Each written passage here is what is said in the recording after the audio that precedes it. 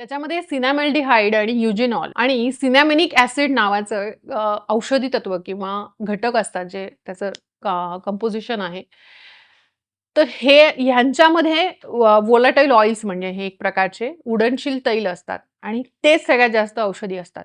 म्हणून दालचिनी, वेलची हे जे सुगंधी द्रव्य आहेत ना, म्हणजे मसाल्याचे पदार्थ, यांचा कधीही काढा करून घ्यायचा नसतो. कारण ह्याच्यामध्ये व्होलाटाईल ऑइल्स म्हणजे उडनशील तेल असल्यामुळे तुम्ही काढा करून घेतला तर त्याच्यातलं सगळं जे असतात औषधी घटक ते उडून जातात.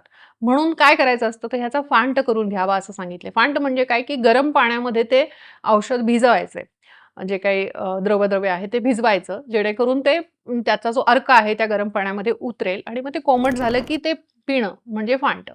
म्हणून दालचिनीचे जे काही औषधी गुणधर्म आहेत ते जर मिळवायचे असतील तर एकतर त्याचं चूर्ण स्वरूपामध्ये ती वापरली पाहिजे किंवा ते चूर्ण पोटात घेताना ते फांट या स्वरूपामध्ये सुद्धा तुम्ही ते घेऊ शकता. मग हिचे औषधी गुणधर्म काय-काय आहेत? तर दीपन पाचन गुणधर्माची तसंच सुगंधी असलेली दालचिनी ही मुख दुर्गंधाचा नाश करते. त्याच्यामुळे ज्यांना पण तोंडाला असा वाईट स्मेल येतो त्याला बॅड ब्रीथ किंवा हॅलिटोसिस असं म्हणतात ना, त्यांनी दालचिनीचा तुकडा तोंडामध्ये ठेवून चघळावा आणि त्याचप्रमाणे दालचिनी, वेलची दोन्हीही चघळू शकतात तुम्ही. त्याने मुखाचा दुर्गंध नाश होतो. त्याचप्रमाणे तोंडाला रुची येते आणि अन्नाचं पचन सुद्धा चांगलं व्हायला मदत होते.